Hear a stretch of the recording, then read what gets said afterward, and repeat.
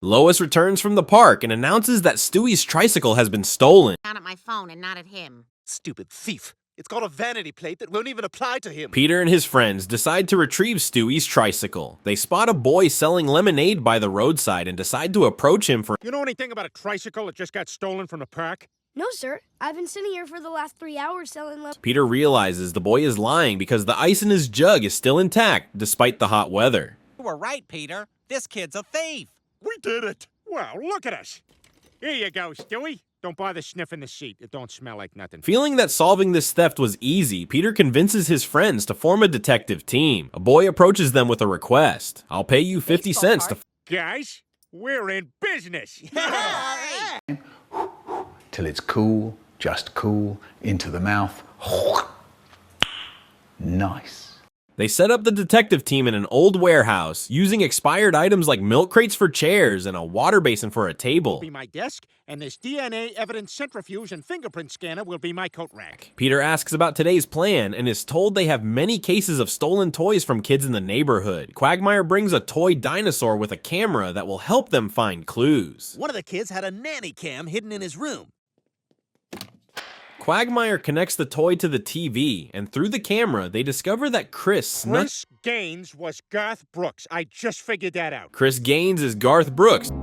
Fine, go ahead. But I'm telling you, it's going to be a bigger waste of time than writing tough guy dialogue for a Jet Li movie. They search Chris's room, and Peter finds nothing unusual except for a female doll made from the stolen toys. No, don't harm Heather. Don't hurt Heather! Don't hurt my girlfriend! What the hell? Chris made a sex doll? Oh! Ew! Dude! What the fuck? Lois complains to Peter about Chris locking himself in his room with the doll, and how considering it his girlfriend is not— It's weird. It's even weirder than that secret level in Donkey Kong. Following Lois's advice, Peter tries to convince Chris to get rid of the doll. Yes. I mean, let's be honest, we're not exactly the model of a healthy marriage. Peter decides to help Chris feel more confident about his body by taking sexy firefighter-themed photos. Chris confides in Heather that he wants to—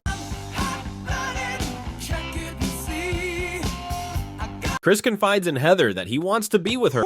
Wow, I am gonna have to write to somebody about this. The next day, Chris brings the doll to breakfast and wants it to eat with the family. Lois is furious because Peter didn't get rid of it. I thought you were gonna take care of this. You were supposed to make Chris get rid of that doll. I did take care of it. As Lois and Peter have a cold war, a flower delivery arrives. Lois is pleased, thinking it's an apology gift from Peter, but when Peter tells her to read the I note, thought it might have a funny riddle on it.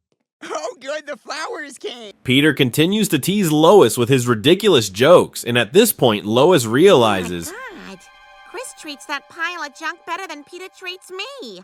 Lois asks about Chris's plans for tomorrow. On Saturday, she's hosting her book club, so I have to drop by, say something funny, and then stay upstairs.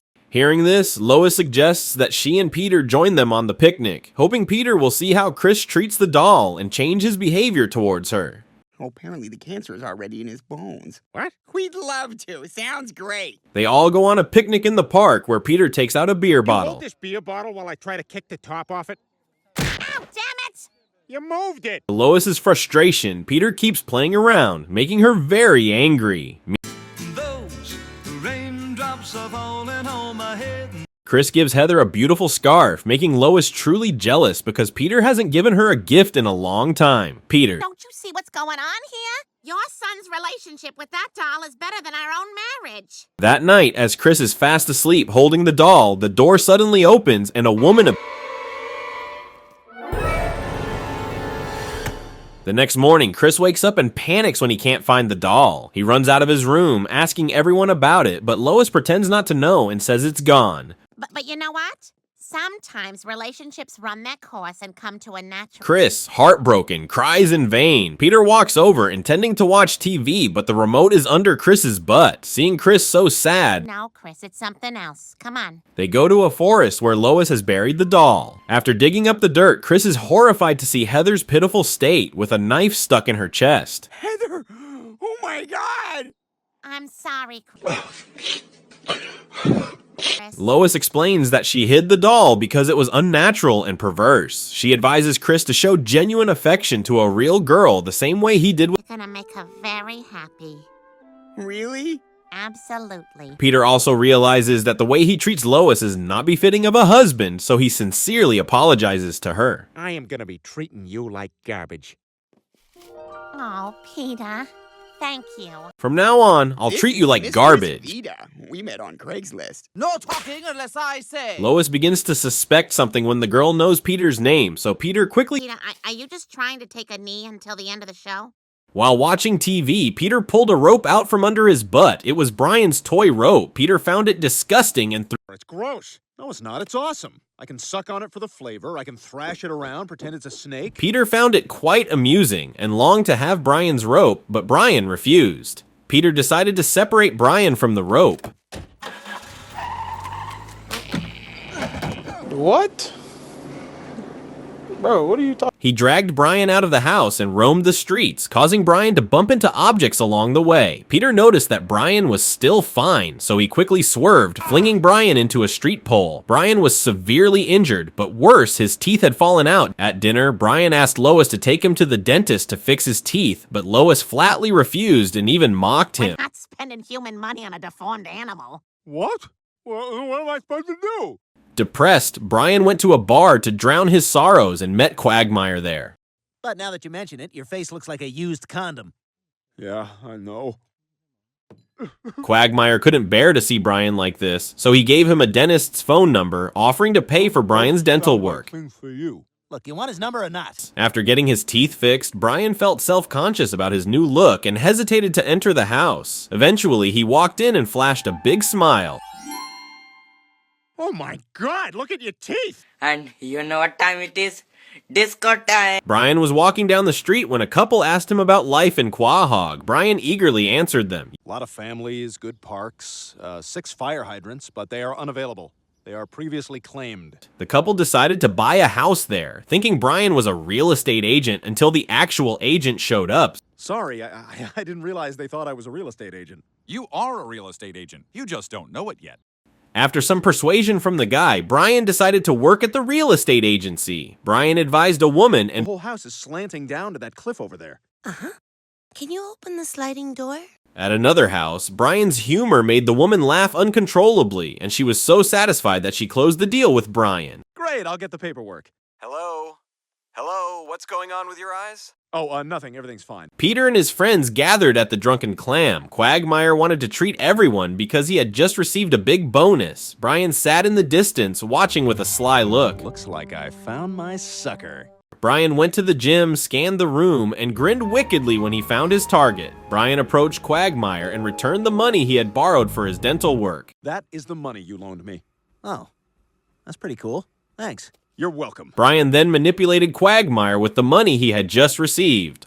All I can say is, underpriced waterfront property that's guaranteed to appreciate in value. Like a true real estate mogul, Brian invested in a promotional video for the building he wanted to sell. Prescott Towers, Quahog's only luxury residence. Quagmire said he didn't want to buy a place he hadn't seen firsthand. Brian informed him that someone else was also interested in the apartment, none other than his ex-girlfriend's new. Let me just give him a call and let him know he's going to get the place. Wait. Okay, I'll take it. Till it's cool, just cool, into the mouth. Nice. The men eagerly arrived at Quagmire's new apartment, but when they got there, they were faced with a dilapidated, rundown building. Like a building from Brian's presentation. Come on, Quagmire. Never judge a book by its cover. Or a movie. They entered the building, and Quagmire was stunned by the sight. Maybe it's not a big deal, but there's a child-shaped stain on the carpet. After conning Quagmire, It's probably nothing, but there's a stain on the rug in the shape of a little kid. Brian went into hiding for 72 hours, during which Quagmire's paperwork took effect. Welcome home. Ah, hey there, buddy. Quagmire accused Brian of being a scumbag, reminding him that he had helped. But now, screwing over the people who helped you? I don't know how you sleep at night. Quagmire's words really hit Brian's heart, making him realize he was indeed a jerk. Enjoy your crap hole, dumbass. You son of a bitch! Brian returned to his disgusting original form. Meg was complaining about her terrible day. Peter pulled out a pair of scissors from his pocket and We had a pop quiz in history. Oh, European history. American history was less. Then Today is Thanksgiving, but the turkey in the fridge has been eaten by Peter. Peter claimed he was still growing and his body needed. But before you get mad, we also ate the salad. Damn it, how could you guys do that? Lois ordered Peter and Brian to go buy another turkey, or else don't bother coming back home. This game is easy. Jack Robinson. Jack No! God, please, no! No! No! Peter and Brian went to the nearest supermarket, but there were no turkeys left. The store clerk mentioned that the last customer had just left. The turkey I have chosen to... Peter and Brian had to go to another store in hopes of finding a turkey to bring back. No, the only thing we really sell here are these little packets of weird vitamins that vaguely... All the turkeys within a 100 kilometers radius had been sold out, so Peter had to go to another city. Like that? You folks are in luck. Looks like we have one turkey left. This turkey looks like a basketball. Now step aside and let me handle this. That's not a regulation rim. Okay, you know what? I'm in charge of the turkey. You're driving. It was Brian's first time driving, so Peter was a bit nervous. Peter barely started the car and it plunged straight into the river.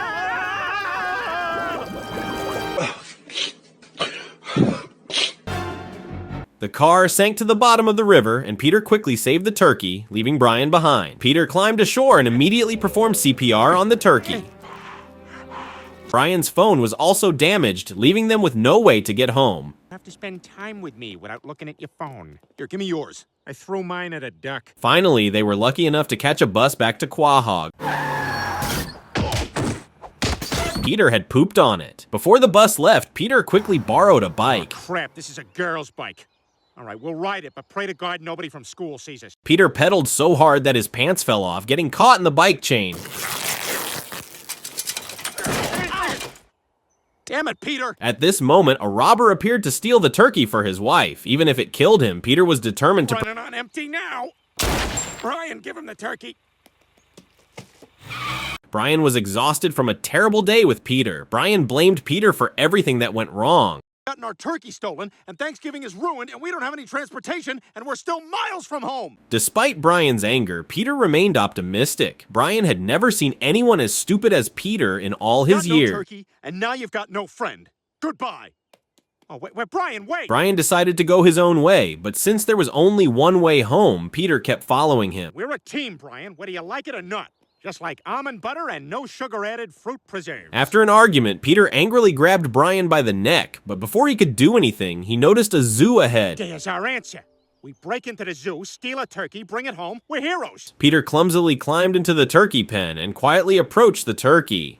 You want to come to my house so my wife can cook you wrong? The turkey flew out of the pen and ran everywhere. Brian and Peter chased it, but they couldn't catch it. Where'd he go? Brian fell from a cliff, but luckily landed safely. Oh, crap. Easy there. Hey, it's Thanksgiving.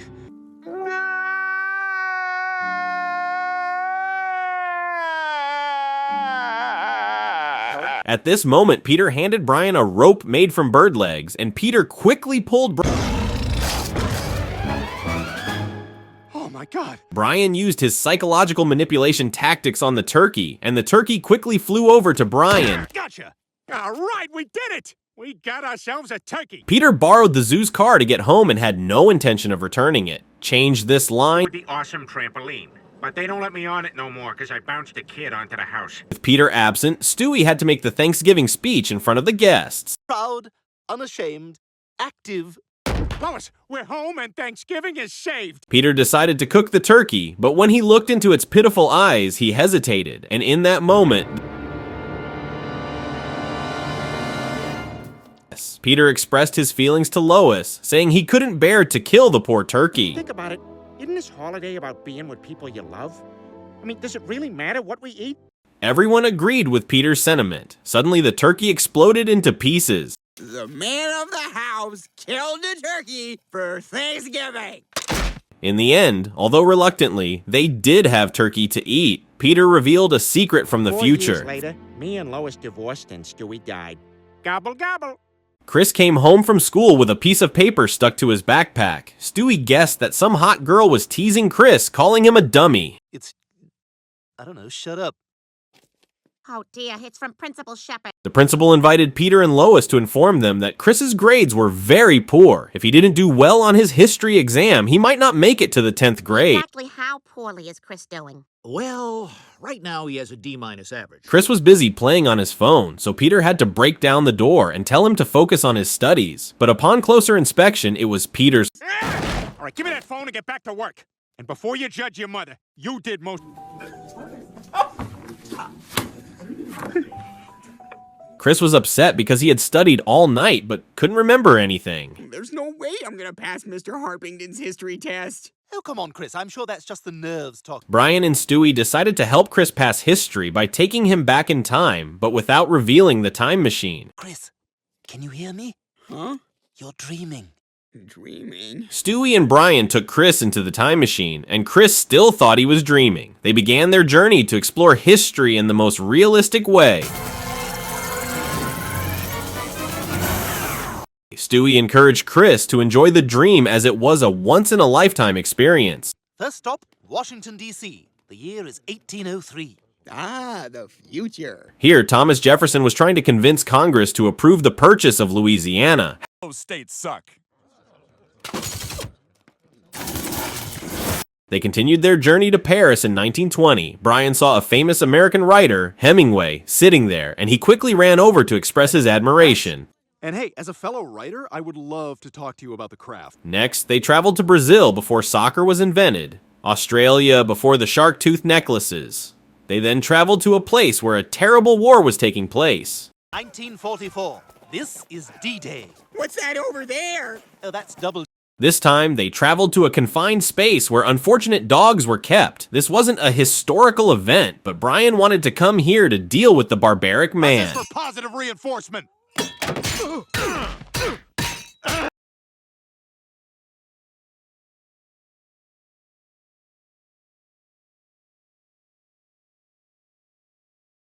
They continued to the British Parliament in 1912. They saw a young Hitler dancing in the streets. Take this money and use it to pursue your dreams. Danke. After experiencing all these historical events, Chris couldn't remember anything. With or without you?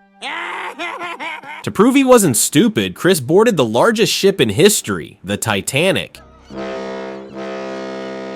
See you later, douchebags. Stewie and Brian rushed onto the ship to save Chris because the ship was going to hit an iceberg and sink to the bottom of the ocean. They were lucky to grab onto a rope. Thank God. I wasn't sure we were going to make it. Finally, Stewie and Brian climbed aboard the ship, overwhelmed by its grandeur. Oh my God, Brian. Stewie pretended to be rich to join a party with the wealthy. They found Chris also attending the party, laughing and chatting. Well, well, well, if it isn't booger breath and the mushroom tip. Stewie urged Chris to leave the ship before the disaster happened. Look, Chris, just give us that thing you took so we can all get home. The ship had hit the iceberg and was beginning to sink. Everyone panicked and rushed outside. By this time, seawater had flooded the ship and was ruining everything. Stewie quickly retrieved the time machine from the water. Damn, the return pad, it's been destroyed. With no other options, they disguised themselves as noblewomen to find a chance to be rescued. Who got on those lifeboats were women of noble birth. Now, I've given us all backstories. In front of them was a lifeboat carrying noble women preparing to leave. They hurried to catch it, but the lifeboat had already departed.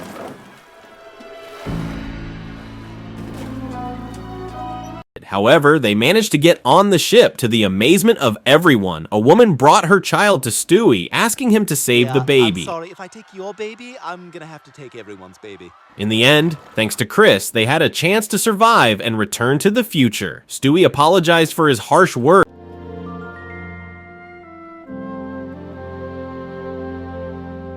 After Stewie successfully repaired the time machine, they returned home after an unforgettable journey. What an adventure. Thanks, Dream Brian. Thanks, Dream Stewie. Chris lay down and went back to sleep. Because Chris had killed the captain, the historical event was altered. The list of casualties now included his name. Wait, Harpington? Is that related to... Wait, Harpington? Isn't that the name of Chris's history teacher? Hey, everybody, I'm Teacher Doug, and I don't believe in tests. Yeah! Meg comes to Lois asking for a check so she can go on a field trip. Peter wonders, didn't I already take you on a field trip? Here's the field. Goodbye forever. At that moment, Peter realizes the checks he has are fake. They're just a stack of sticky notes that When a mommy and daddy love each other? That's why. Lois, I want my own checkbook, and I want it now. Lois has no choice but to take Peter to the bank, where they discover that Peter's real name is Justin, not Peter. Oh my God, your first name is Justin? It is? Wow, I never noticed that. Peter gets excited about this new name and decides It doesn't change a thing. You're still the exact same person. I beg to differ. Peter starts living as Justin. He becomes younger, more fashionable, and even gets a few tattoos. My name isn't Peter. My name is Justin. I'm living a Justin lifestyle, and so is my family. Peter throws a party and invites all his friends. He dresses in a cool outfit and downs cans of beer. Everyone is excited, enjoying the party. Quagmire brings a young girl to introduce to Peter, saying she's his girlfriend. Peter is jealous of Quagmire because he always gets the young girls. Oh, dude, is that your mom? No, I'm not his mom, you little bastard. The next morning, Quagmire wakes up with the young girl, thinking their love will last, only to be jolted awake by the doorbell. Hastily putting on his pants, Quagmire opens the door to face his best friend Joe. I don't want to go to jail, but I really want to take credit. Quagmire, I'm afraid you're under arrest for statutory rape.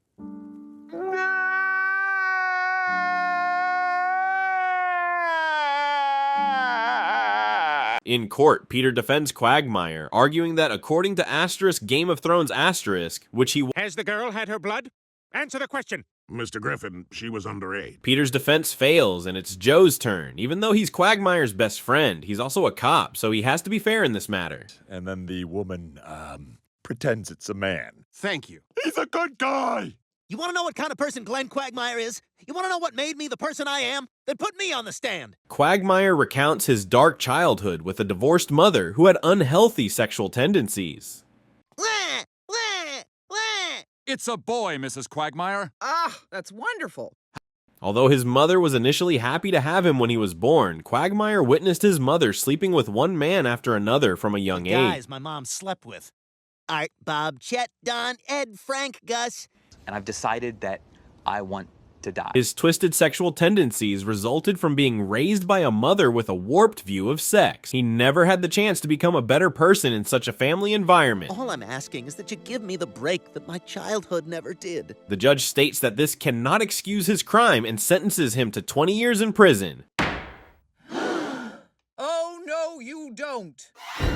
The woman who turns out to be Quagmire's mother has renounced her sinful past and converted to Catholicism. She pleads for leniency for Quagmire, which shocks him.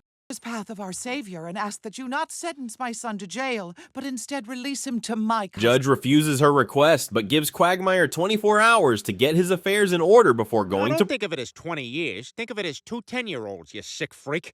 I know this is a hard time for you, but you need to seek forgiveness. You need to kneel before Jesus. How dare you come in here and tell me to seek forgiveness? Where do you get off? She defends herself by saying she found peace in her soul and won't return to her old ways, but Quagmire finds it ridiculous. That's why you found God, so you can absolve yourself of any responsibility and answer everything with empty platitudes. Despite Quagmire's anger, she calmly advises him to repent, but for him, the 20-year sentence is more than I'd rather enough. rot in jail than sit here and listen to all your crap. Quagmire faces his 20-year sentence, taking heavy steps toward the prison with his friends looking on with regret. Suddenly, the judge appears, and to Quagmire's surprise, he's accompanied by Quagmire's mother. Your sentence has been commuted. You will not be serving prison time after all. It turns out that thanks to Quagmire's mother, who made the judge her new lover, she convinced him to change his decision. Finally, the two reconcile all their past grievances. I'd like that. News special report. Good evening, Quahog. I'm Tom Tucker. Tragedy struck Haiti today as the island. Lois was worried about the situation in Haiti and Relax, I'm sure Wyclef Jean has got it all under control. I've always talked about wanting to help. Brian thought she was just all talk and no action, like a commander in battle. Hi, I'm the new nurse. Get out of here. This blood's not for you. Aww. Lois suggested that Peter should donate blood since he's as big as a pig. Peter pointed at himself in the mirror. Donate too. You, get in here. Ha, sucker. What? Bro, what are you talking about, man? Stewie was having trouble sleeping. He tried everything from counting sheep to hiring the Sandman to entertain him, but nothing worked. Hire the Sandman. Sand and sand and sand and sand and sand and sand and good night. Peter was lying in bed, enjoying the hair of a woman. God, your hair is delicious. Who are you? I'm the guy who killed your bodyguard. But when he woke up, it was Lois in front of him. It was just a dream. Peter wanted some late-night entertainment since the dream. Sex. Oh my. Lois wanted to open a bakery, so she went to the bank to get a loan. Lois broke out in a sweat as Peter questioned the Ever heard of banker. money? Yes. Good, good. We're on the same page. Now, sir, let me ask you something else. Peter and Lois successfully secured a loan and opened a bakery. They dreamed of a wealthy future. Peter compared their business success to Moses parting the Red Sea for that idiot to collect seashells. On the first day, there were no customers, but Peter remained optimistic, acting silly to entertain Lois. Roll up those sleeves and address the task at hand, whatever it may be. Not shying away from the dirty work, but just roll. The next day, they had their first customer, but she just came to sample the baked goods with no intention of buying. But at least I know I'm bad, so that makes me a little less bad. Or worse. The following day, Lois arrived at the shop to find a long line of customers, but they were all men. Lois was horrified to see some girls carrying... Peter, what did you do? More and more men from the town flocked to the bakery, perhaps tired of bread and craving something sweet. But Lois didn't like it because it seemed unhealthy. You mean hugely profitable? We made all that today? Well, it was. Till it's cool, just cool, into the mouth. Nice. Soon, Lois's bakery sign changed from 2 flat, burnt cookies to 2 round, bright white cakes. All the men gathered there to watch the girls play with the pole. Chocolate, white chocolate, and for every dozen we sell, we donate 50 cents to Lois was frustrated because Peter's obsession with novelty had caused their business to stray from its original purpose, and she no longer wanted to work with him. Peter realized his mistake and asked for Lois's forgiveness, giving her a cake he baked himself. Oh, Peter, did you bake this? Lois sold the bakery and decided to only bake her favorite treats for her special customers, her family. Stewie also quit drinking and returned to his bottle. Me love cookie. What the hell's going on here? We're just having fun, Peter. Something you know nothing about. Today, the news reported that airlines are offering heavily discounted plane tickets. Lois saw this as a great opportunity for the entire Griffin family to travel together, as it had been a long time since they had gone anywhere. What are you talking about? We go places. We took that helicopter tour of Tucson. Lois suggested. Peter opposed Lois's idea and instead took the kids to the Quahog Museum, arguing that exploring their hometown museum was sufficient and there was no need to travel the world. Oh my God! Wow! Since today was the last day of the discount, Lois bought plane tickets for the family to travel to Italy without Peter's knowledge. She deceived Peter into thinking they were going to see the grand opening of a water park. That this new park would put all other water parks out of business. Peter, excited and dressed in swimwear, was ready to go to the water park, but he was puzzled as to why they needed to take a flight to get there. Lois eventually admitted they were actually flying to Italy. Angry at being tricked into going to Italy, Peter was upset. Be good for you and me, too. It's the most romantic country in the whole world. In Italy, Lois wanted the kids to see a circus, while she and Peter planned to watch a romantic sunset together. However, Peter didn't want to go anywhere and preferred to stay in the hotel room watching TV. I can't believe it's too much for you to watch a sunset with your wife in one of the most romantic cities in the world. Angry, Lois decided to explore Italy on her own. Brian scolded Peter, calling him foolish, but Peter defended himself, saying he just wanted to lie down and watch TV, which he believed was perfectly fine. At this moment, Brian pointed out another man escorting Lois.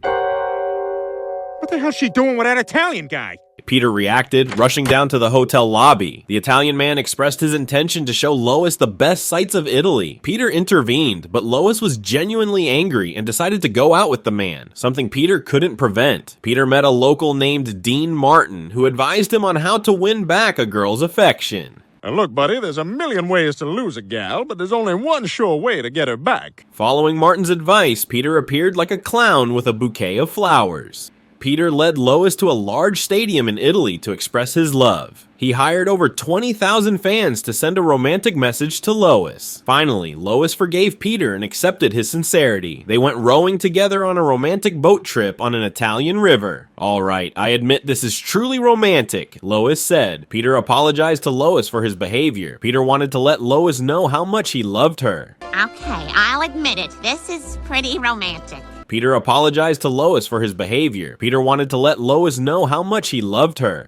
After making up with his wife, Peter felt Italy was the greatest place and wanted to live there forever. Peter threw the family's passports into the fire. Peter, those were our passports. We don't need them anymore.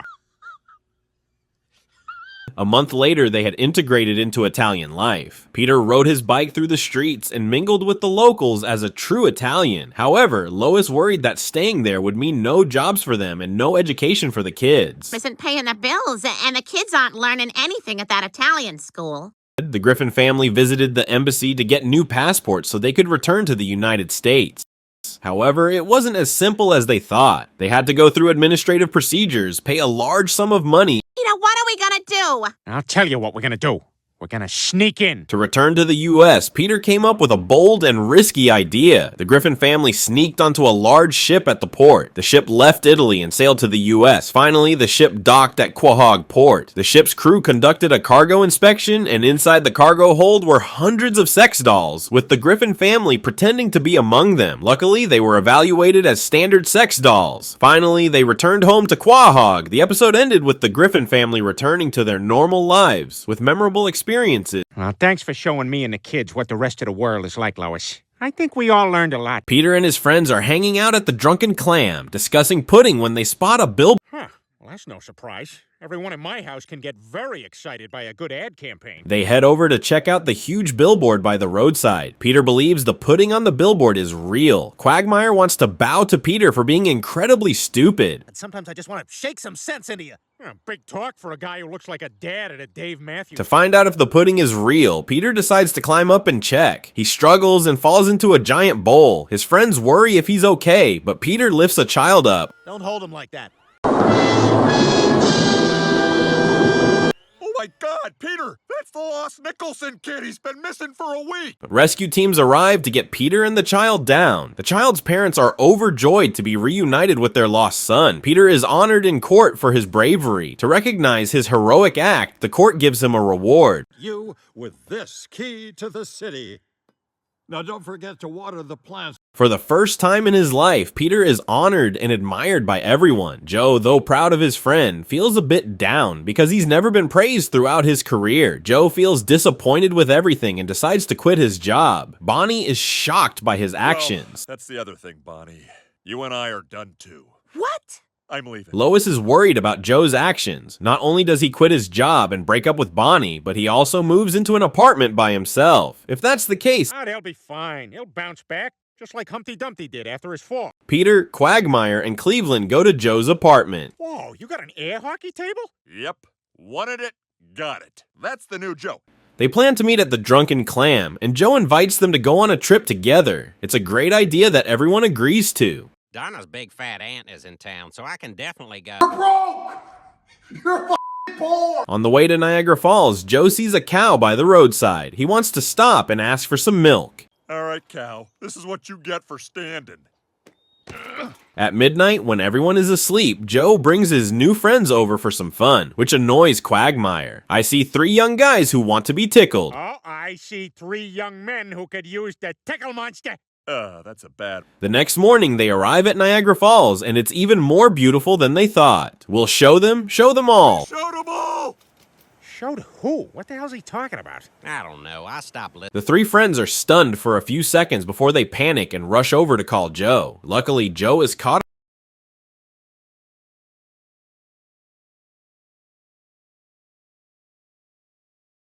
on a branch and is still alive. Quagmire reassures Joe and says he'll call for help. Just let me die! Oh no, can't do that, Joe. We're friends.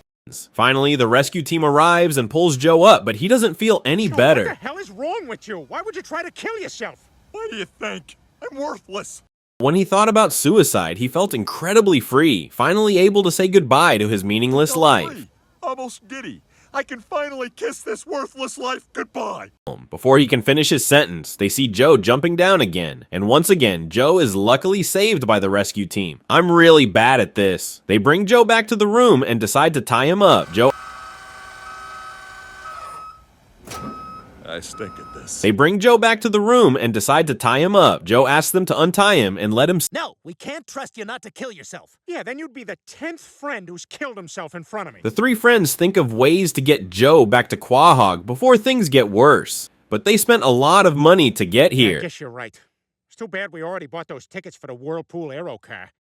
So they decide to go on the cable car and then take Joe back to Quahog. Well, you can't do Niagara Falls without riding the Maid of the Mist. Yeah, let's do everything. Great! They tie Joe to the wheelchair while riding the cable car. The view of nature from there is truly amazing. Joe asks Peter to open the door for some air, and Peter, not suspecting anything, agrees right away. Peter, no!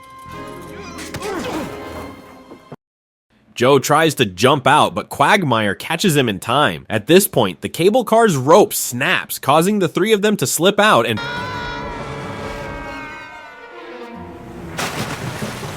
Joe quickly slides down the cable to try to save his friends. Joe is racing against the water on his wheelchair because there's a deep drop ahead. Joe jumps onto a branch. Guys, grab my legs. All right.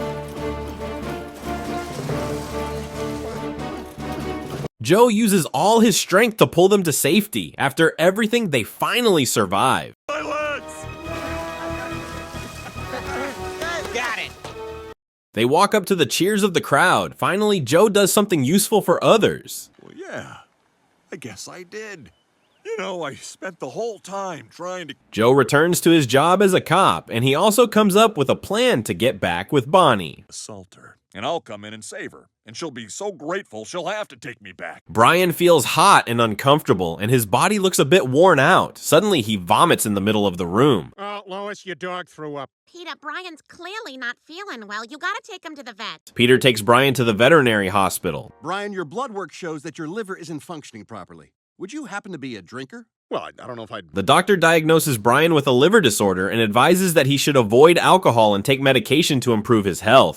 All right, Mr. Griffin, these pills will clear up Brian's condition. But Peter brings the medicine home and reminds Brian that it's time for his medication. Can we do what we normally do, where you roll it up in a piece of cheese like you're fooling me? Yeah, I guess, but then you're gonna have cheese in your ass. It is then that Brian realizes the medication is administered rectally. And Brian, no! Huh. Guess I'm just gonna have to take him by surprise. with no other choice, Peter pretends to watch TV, and when Brian is not paying attention, pounces on him, grabbing him tightly. You touch my ass, I swear to God, I'll kill you! In the days that follow, Brian becomes aggressive and is always on guard. After that bite, Peter is strangely afraid of Brian. Brian orders Peter to leave his... But this is my breakfast.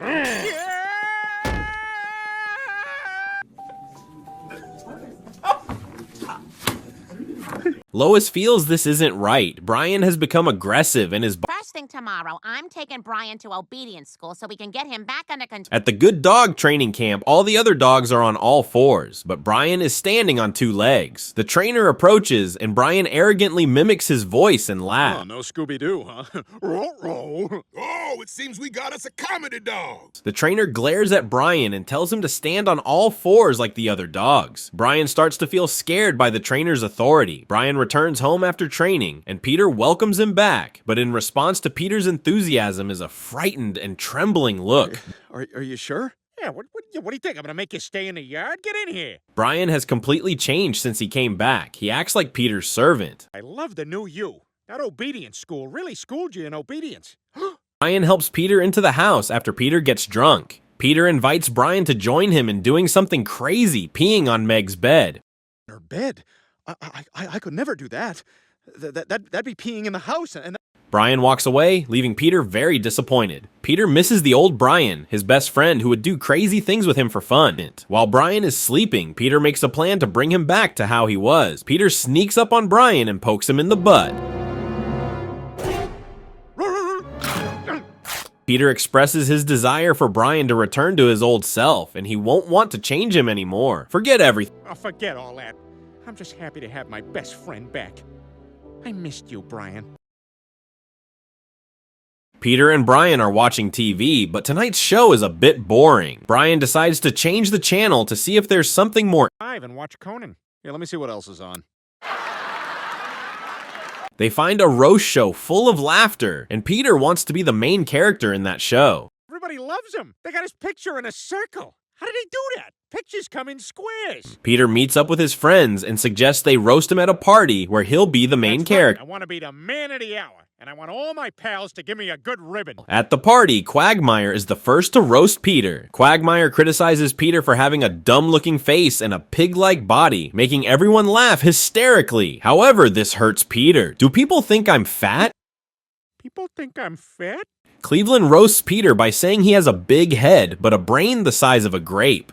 This just in is what Peter had to say to his wife on their wedding night, so she... Joe roasts Peter by saying he's so ugly that no one but Lois would want to marry him. For those of you who don't know, we have a real serious problem with people getting raped in our holding cell down at the station. The party isn't going the way Peter hoped.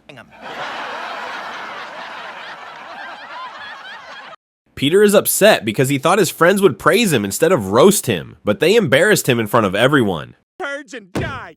None of you bastards are my friends no more.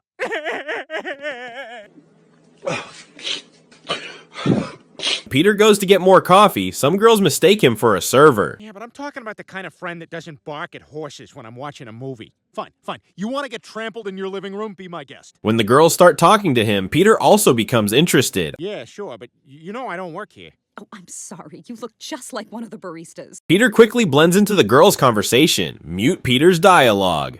I'm Jamie, and this is Becca and Karen. You want to join us? Sure. Great. We were just... Peter invites the girls to his house for dinner. When Lois is about to bathe Stewie, she's a bit surprised by the girls. Peter introduces them as his new friends. Karen's the one with the mommy blog, so if you think you know her from somewhere, that's where. As soon as Lois leaves, the girls start bad-mouthing her in front of Peter. To make the girls happy, Peter joins in to badmouth his wife. Oh, I love it. I love it. Yeah. Hey, if you think that's funny. They continue talking in the living room, and Peter uses Lois as a laughingstock for them. Peter, your wife is a pig. And when she knelt down, she accidentally high-heeled her own stink hole. Unintentionally, Brian overhears their conversation. Brian calls Peter outside and criticizes him for not defending his wife and for joining the girls in badmouthing her. Mine's from wiping too hard. You're saying horrible things about Lois. Lois knows everything, but understands that playing with women is like that, and she asserts that the girls also talk bad about Peter behind his back. Mute Peter's dialogue. That's what women do. What? So, you're not mad? The next day, they meet up to get their nails done. Peter finds an excuse to go outside and eavesdrop on their conversation. Mute Peter's dialogue. Use the restroom and let you guys talk about whatever you're going to talk about. Hears their nasty remarks and feels very sad. Lois was right. They're mocking me behind my back. They're like a pack of disgusting wolves. They are making fun of me behind my back. They're like a nasty wolf pack.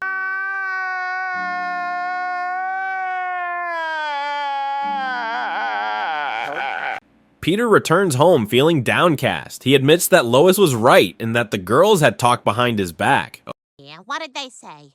I don't even remember. There was such a long cutaway, but I know it was really me. Lois comforts Peter and says they will plan revenge on the girls together. Lois probes Peter about what is most important in the girls' lives. It's their family and their children.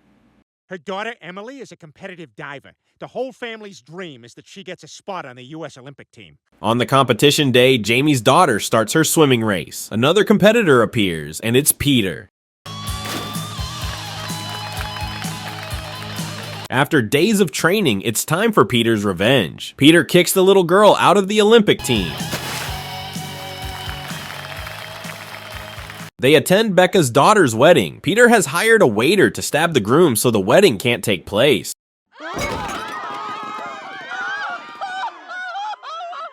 After everything, Peter meets his close friends and apologizes for losing his temper at the roast party. I love you guys. Guys are the best, not women. Hey guys, I got something for you. An invitation for each of you to Quagfest. Quagfest? What's that? It's a celebration of Quagmire's 1,000th lover. He has conquered 1,000 women. 1,000 women? Well, 1,000 sexual conquests. At this moment, the TV is showing a news segment about Liam Neeson's new movie. Liam Neeson has begun shooting his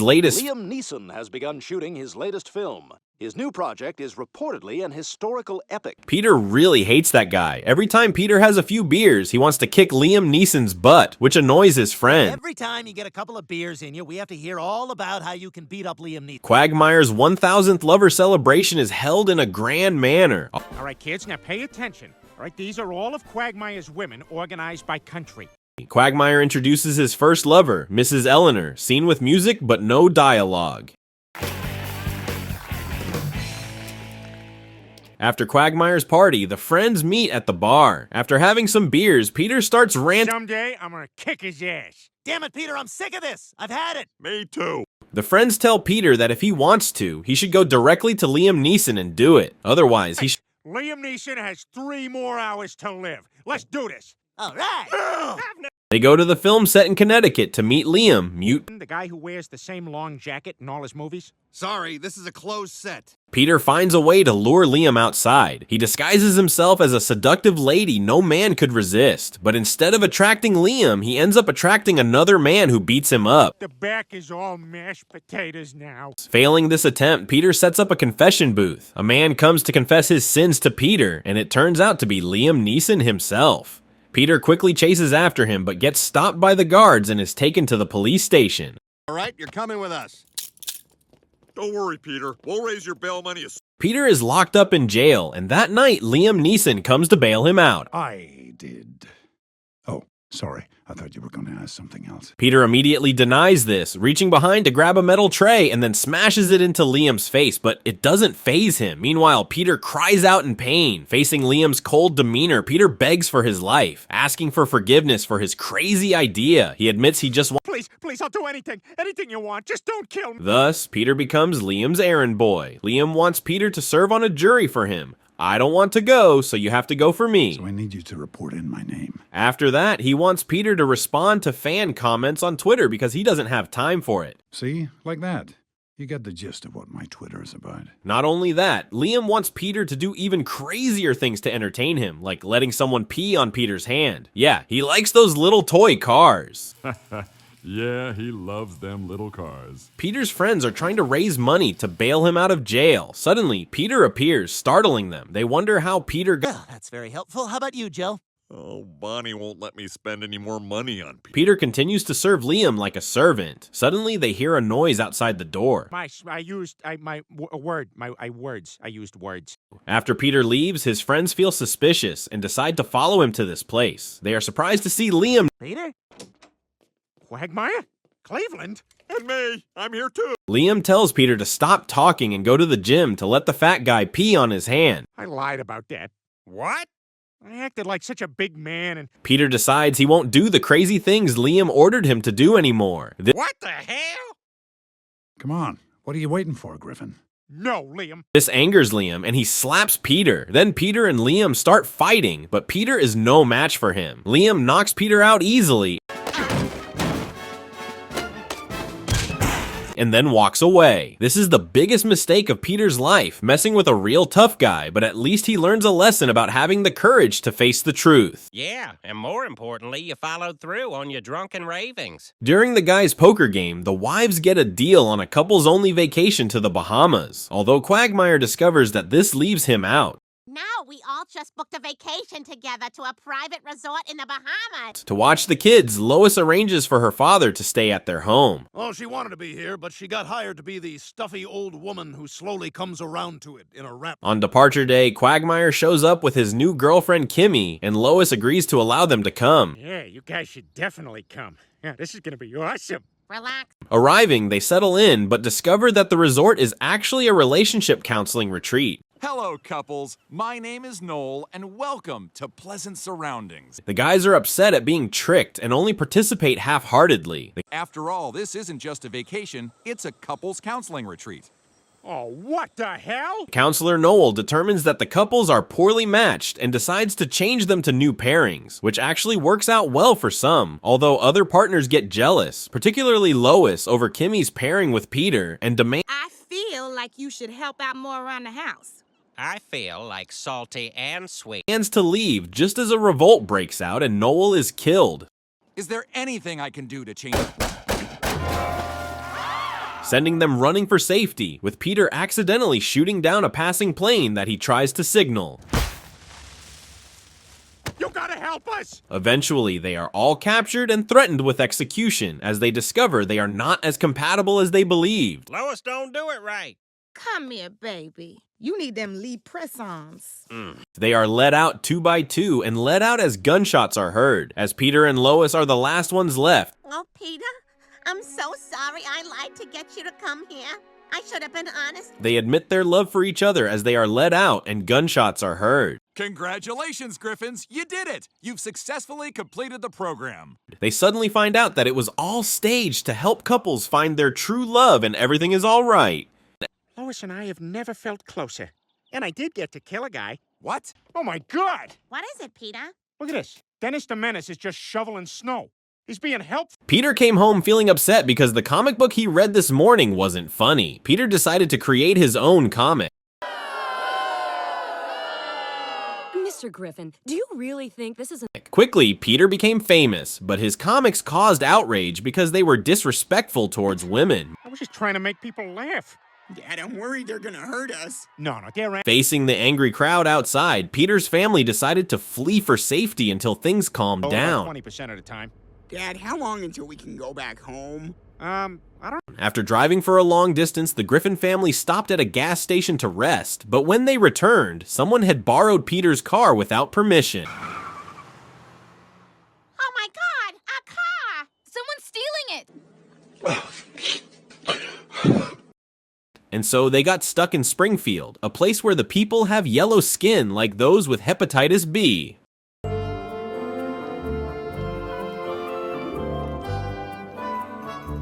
They stopped by a small shop and met Homer Simpson from The Simpsons. Homer Simpson. We're the Griffins. Peter, Lois, Stewie, and then, the others. Simpson took Peter to the police station to report the stolen car. Procedure for handling alleged crimes around here. Let's see, did you contribute to the... The Griffin family ended up staying at the Simpsons' house. Well, what do you say we have some lunch? Where's Bart? Well, he's at camp all week. Bart took Stewie and Brian to his room and introduced them to his weapons cabinet. It was simply a slingshot, but it looked quite impressive. Ouch! Jesus hurt my knee! During dinner with the Simpson family, Peter learned that Simpson works at a nuclear power plant. Oh my God, you get to work with beer?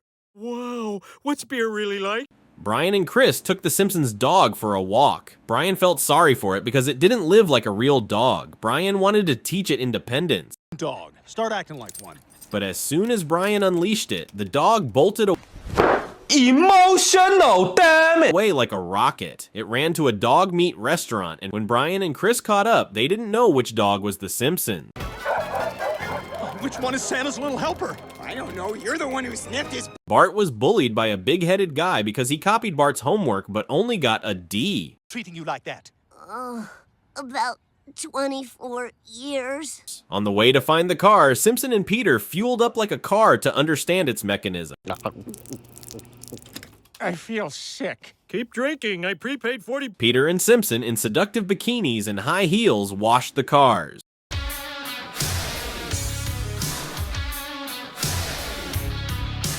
Peter used his curvy butt to wipe the windows, making the customer puke. Simpson climbed onto the car hood to wipe off the soap, scaring the customer so much that he bolted out the door.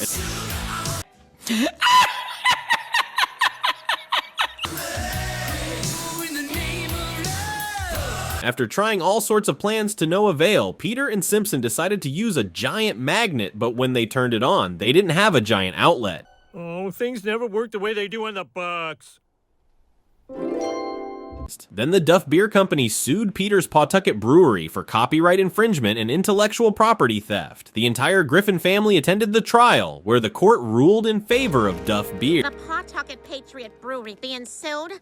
It's the largest It was time for the Griffin family to return to Quahog. Before leaving, Stewie gave Bart a gift, but Peter seemed very angry. They had a falling out and ended up fighting. Simpson punched Peter in the mouth. Peter, enraged, retaliated with a flurry of punches at Simpson. They fought all the way to a nuclear power plant.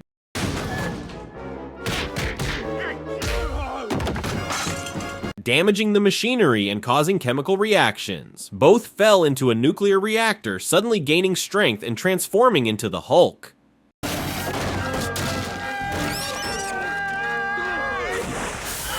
Peter Hulk and Simpson Hulk fought from one universe to another until they ran out of superpowers and fell back to Earth. After the deadly battle, they decided to stay out of each other's business. The Simpsons and Family Guy should remain separate shows. You two, let's just agree to stay a half hour away from each other. With a pipe. Hey guys, you look like you're getting a little red. Maybe you ought to put some sunblock on. The Griffin family was invited to a pool party at Joe's house. There, Peter discovered the comic book that Joe had drawn. Stupid scribbles I've been working on for a children's book. Well, I don't think that's stupid. I think that's awesome. I mean, my one... At the bar, Brian fell for a jogging girl. Oh, I'm obsessed with her. Well, why did you go talk to her? Way ahead of you. It's cool, just cool, into the mouth. Nice. Brian pretended to be a fellow runner to start a conversation and flirt with the girl. Hi, I'm Chloe. Nice to meet you. Hey, you wouldn't maybe want to grab a bite to eat something? The next day, Joe came to share some good news with Peter. His book had been accepted by a publisher. A hopeful squirrel, and it's all thanks to you. Joe, that's amazing. So there's going to be a real live book. Joe decided to use the pen name David Chicago to avoid trouble with the police force. Early in the morning, Brian went to meet Chloe. You didn't forget about our date, did you? Of course not.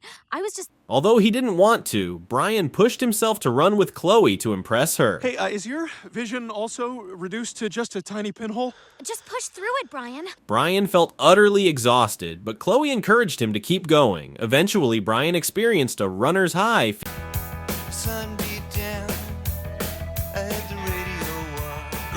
Feeling as if he were floating in a magical world. After a tiring run, Brian finally enjoyed the comfort of lying on a soft bed. I'm for real good, Brian. I'm gonna go ahead and close the shades.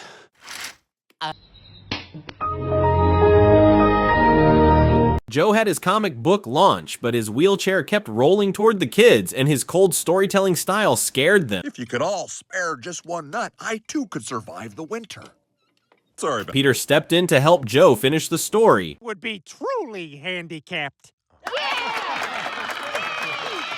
In an interview, Peter mentioned that he was inspired by disabled people he saw on his way to work, finding it amusing and turning it into a book, which delighted the children. He's making people laugh at handicapped people. What's he doing out there? I'll tell you what he's doing. Lois complained about Peter arguing with Joe and wanted Peter to make peace with him, but Peter changed the subject. Did you really take his book away from him? Did you just poop and then get into bed without underwear on? That book... At the launch of his new book, with the help of Quagmire and Cleveland, Peter made a cool entrance. Hey, how many of y'all bitches like to read?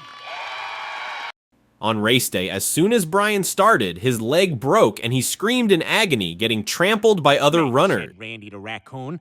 What's a hooker? Asked the bunny, who was gay. That in a bag of crap. In the end, Peter realized his mistake and apologized to Joe. Joe also thanked Peter because without him, his book wouldn't have been published. They decided to make amends. To get my book published in the first place, and that's all I ever wanted. Friends. Every character in the Chinese alphabet. To the mouth. Nice. In the beginning of episode 3, Peter, Quagmire, and Joe go to the shopping center to buy things. A store employee came over to assist them. Peter expressed Quagmire's desire to buy a computer, but he only has $25. Immediately, Quagmire chose a new computer. Yeah, good call, Quagmire. You're gonna be like the first guy in the neighborhood to own a Model T. Quagmire called Peter for help to upload cat pictures to social media. Peter was distracted watching TV and The whole thing just crashed! Jeez, Quagmire, calm down. We'll figure it out. No, Peter, the whole thing's fried! Quagmire hurriedly took his computer to the center for maintenance. There he encountered Sonia at the store, immediately captivated by her attractive appearance. And Would you have dinner with me? Absolutely. they quickly started dating, and Quagmire was drawn to Sonia's bold and confident personality. They talked about their interests and discovered mutual similarities. Oh, Glenn, I'm so glad you asked me out. Yeah, boy. Sonia seemed to understand Quagmire well and fulfilled his every desire. Quagmire woke up finding himself tied to the bed and realized Sonia had drugged him. No! I'm in love. Following that, Quagmire and Sonia displayed their passionate love everywhere they went, daring enough to do so in front of many people, or even painting themselves entirely black. However, things began to change when Sonia revealed her controlling. Yep, and I'm gonna watch. Hi, Glenn. Are you crazy? No! No way! Night after amazing night. Quagmire felt trapped in this relationship and unable to break free. As the situation worsened, Peter and Joe advised Quagmire to stop, but he wasn't strong enough to escape this toxic relationship. Sonia and I are supposed to go to a brown eyes wide shut party. As Quagmire left the bar preparing to leave, a familiar figure appeared that filled him with extreme fear, none other than Sonia. Quagmire begged Sonia to let him go, but she disregarded his pleas and had even crazier ideas. Sonia used violence and restrained Quagmire. Fantasies, right? Public humiliation? It's sexy, isn't it? After brutally beating Quagmire, Sonia threw him into the trunk of a car. Still not satisfied with her sadistic desires, Sonia continued to mercilessly beat Quagmire with a golf club.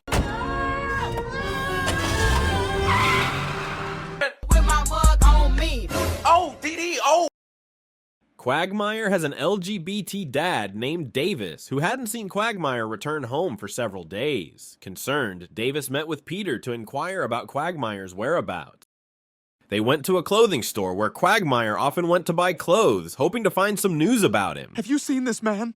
Glenn Quagmire? Nah, the last time I saw him was 3 months ago. They continued on to a bar where they overheard information from a newly acquainted patron. He said Sonia was a sick woman, and finally they learned that Quagmire was being held captive at the Quahog warehouse. Peter, Joe, and Davis hurried to the warehouse and found Quagmire tied up and hanging upside down. Quagmire begged them to rescue him because Sonia was about to return. At that moment, Sonia approached with a menacing look in her eyes. You idiots should have minded your own business. This is our business. You kidnapped. Sonia threatened them not to come closer or she would shoot. Angered by Joe's challenge, Sonia squeezed the trigger, but to her surprise, the gun was unloaded. Joe swiftly lunged at Sonia like I said, you're going to jail. Oh my God, Joe, that was so close! With the help of Peter, Joe, and Davis, Quagmire finally escaped from Sonia. Quagmire realizing he needed to be more careful and I guess what I realized from all this is that when it comes to relationships, I need to be the kinky one.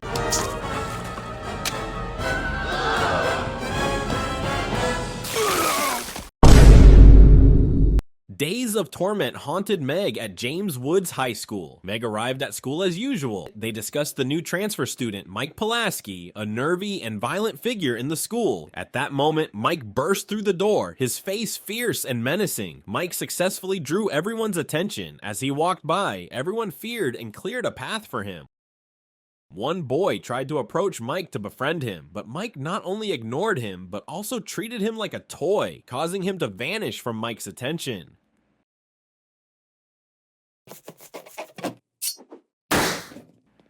During lunch at school, caught up in conversation, Meg accidentally bumped into Mike from behind, spilling food on him. Meg felt her life was about to crumble like the food on him.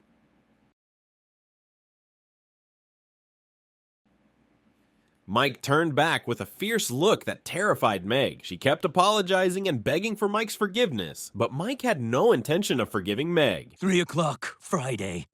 I will destroy you.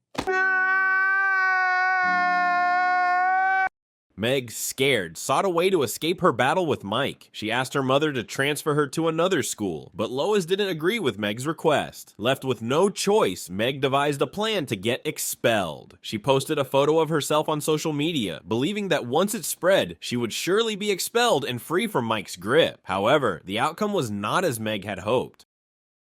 Come on, guys, I'll do anything. I'll give you a swallow Friday. Mike had swiftly dealt with the top 4 strongest students in the school, along with a message directed at Meg. You're next, Meg. Terrified, Meg hid in the restroom, fearing repercussions that even her closest friends refused to help her with, distancing themselves from Meg due to fear of involvement. Meg heard a voice from the restroom. Mr. Quagmire? What are you doing in here? This is my base of operations. Quagmire offered Meg a glimmer of hope, promising to help her defeat Mike. He arranged for Meg to come to his house for training. Quagmire shared his own experience of being bullied, empathizing with Meg's situation. Terrorized by a bully. It was 1986, and the Cola Wars were at a frenzy. Returning to Quagmire's past, he had been brutally attacked by a violent woman in front of a crowd in horrific ways. Every day of your life. Now, when I give the word, I want you to come at me with everything you got. They worked hard to keep Meg alive. You can do it!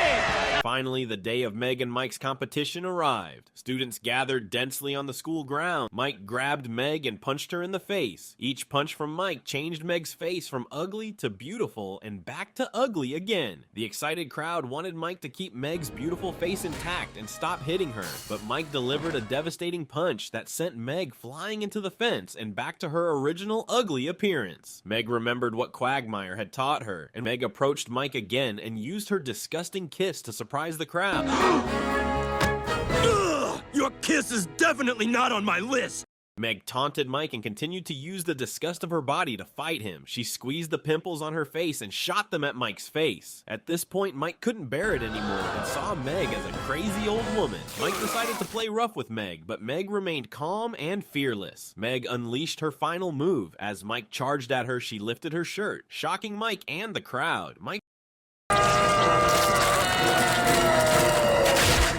Thus, Meg easily defeated Mike amidst the cheers of the crowd. Meg and Quagmire left together. Meg did not die at Mike's hands, but she would pass away the following year due to blood poisoning from shock.